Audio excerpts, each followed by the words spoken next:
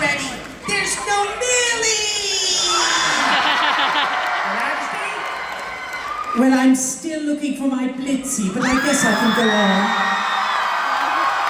How about you? You ready? You know this wasn't in my fucking contract! All right, okay, we'll start the fucking panel then. It sounds like everyone's ready now. How y'all doing today?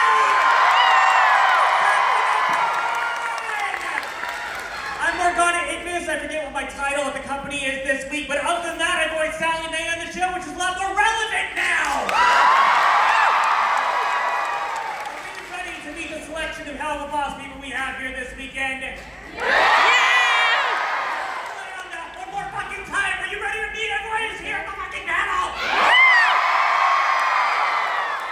Start off with the creator of the series, Vivian Madrano!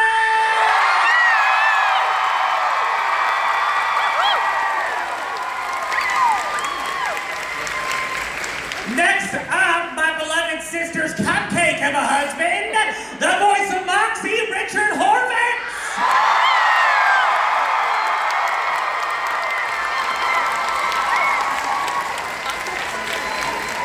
Be careful, slowly. Make a hole! Make a hole! Sorry, we heard that as we walked 5 fucking miles from our signing area to this convention auditorium. Next up, our blue-blooded Goetian prince, the voice of Solus, Bryce Pickett!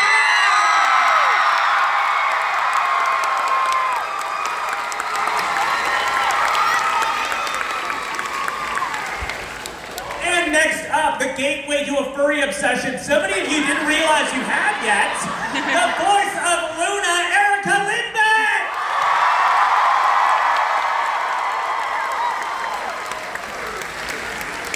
All right, we're starting the panel. Obviously, I've never met you people before in my life, and I've never done one of these. So these are all going to be really interesting questions that I'm excited to know the answers to. Obviously, we have a limited panel today. Brandon Rogers is doing 10 to 15 years in prison in California right now for elder abuse. The elder being Richard Horvitz. He didn't think I'd press charges, but I did. Yeah, no, how many of you have seen the videos of Richard and Brandon beating the shit out of each other at these conventions? Yeah, you're fucking monsters. You've been laughing at those have been a cry for help this entire fucking time. Thanks a lot. Thanks a lot. Yeah, very helpful. You're safe here, Richard. You're safe Yes, here. this is a safe space? It is a safe space. Okay, good. It's a safe Good. space. All right, you better play your cards right, I swear to God, because after... Sorry, no, we're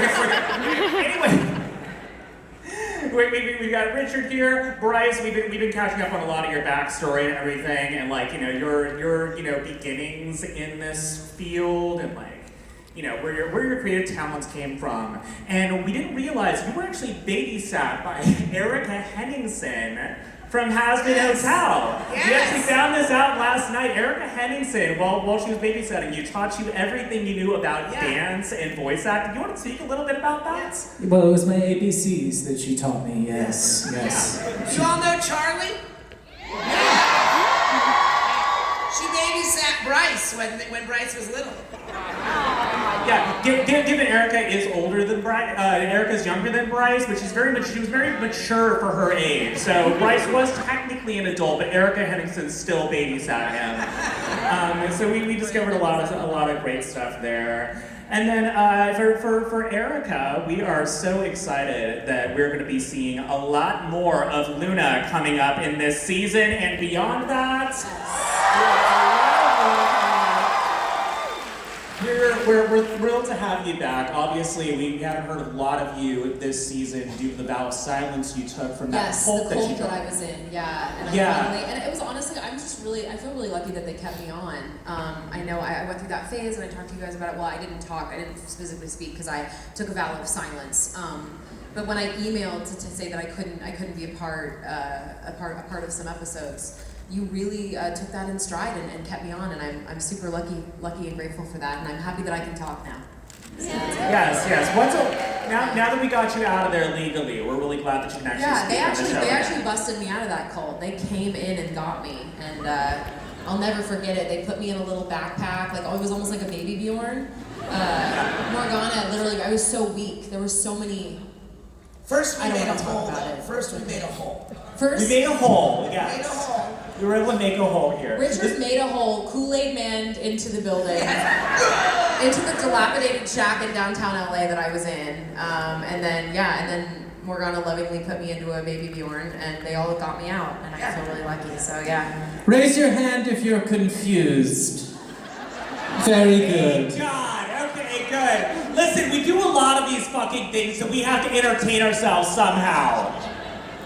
Next one. I've got about a lot of questions, obviously, for you, Viv, but let's be honest, nobody gives a fuck about all 20 of the questions I have. The only thing they want to know is, when the fuck is full moon coming out so I can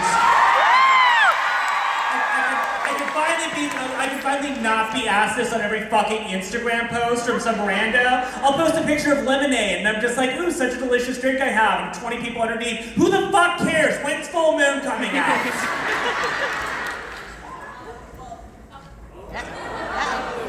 And there you go, you all heard it here. You're welcome, everyone. Yeah, see, I can't say. They're trying to stop me. No, our die-hard goal is Friday. The only reason that the episode hasn't come out yet is because we want it to be perfect. We want it to be worth the wait. We want it to, have every element of it. So it's just the music. We want to just make sure it's right. And that's really it. And then the mixing and everything, but we're really close. So Friday or bust is our goal. And obviously, we only got Erica out of that cult last week, so we actually had to re-record her earlier. Yeah, so it it was was a all lot. just grunts and growls. That was all they allowed you to do. That was all I was allowed to do, unfortunately, yeah. Yeah, so But there I you go. have It's my technically- voice back. So that's good. Yeah, there you go. Like Luna. That's how Luna sounds now. By the Yeah, way. she kind of sounds a little bit more like this. Do your job! Oh, fuck you. Do your job, Moxie. My name's Rhonda. My name is Rhonda. I had a few changes I wanted to make, so, yeah. All right, well, we'll get to the other questions now that you know when fucking full moon is coming out. You're fucking welcome. Anyway,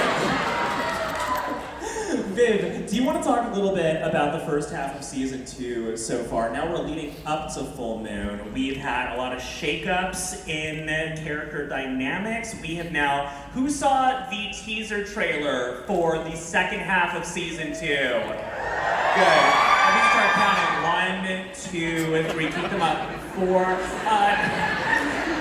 So we're seeing basically a lot of shit is about to hit the fan for everyone. We have Stella and Androlphus are plotting to do whatever they can to destroy Stolas' reputation. We have a lot of drama between Stolas and what's the brand one? Blitz. Yeah. I haven't seen the show. What? Limbo? Blotzo. For Bandit Blotzo. That's great. So it's good, yeah. Him and Blotzo. Platzi. Leave it to Stolas to make everything cute. Even if you have the ugliest name ever, it's like, oh, poopsie. I don't know. I was about to say, imagine having the hots for somebody named Blotzo, but his name is Blitzo. It's not that different. That's Not that different, and then his last name is Buxo, so Yeah. it's not that What is it like writing a heartbreaking scene about a Goetian prince pining for someone named Blitzo?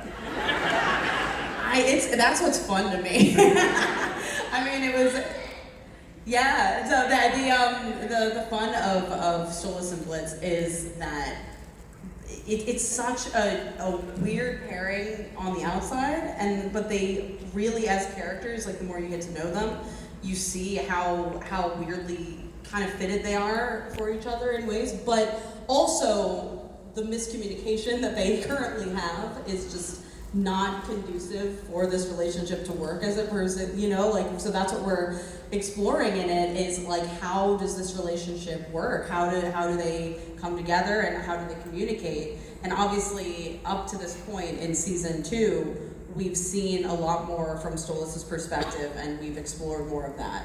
And I'm really excited because we obviously follow through the whole show. He's the main character, but getting this side of Stolas is really important because we, you know, when they, you know, this whole relationship that they have is based on this communication issue that they have. And I think that it's important for the audience to see both characters' perspectives so that, you know, the characters not seeing each other's perspectives is part of the story. So obviously the second half of season 2 has a lot to do with them kind of starting to work on that or explore what that is. And I'm really excited because obviously this season we wrote all as one. Like we wrote it from beginning to end as one kind of through line story with some kind of episodic-ish stuff in the middle, you know, just to keep it fun and to keep more, you know, variety in the episodes. But for the most part, everything is relatively connected. And that was kind of interesting because, you know, the way we release things is so far apart that I feel like it's, you know, I'm very excited for people to get the second half because it's like the culmination and the payoff to a lot of the stuff in the first half of the season. So I'm excited for everyone to get to rewatch it, like once they have these second half of the season and kind of see how it all like flows into each other. I'm very excited for that. Excellent.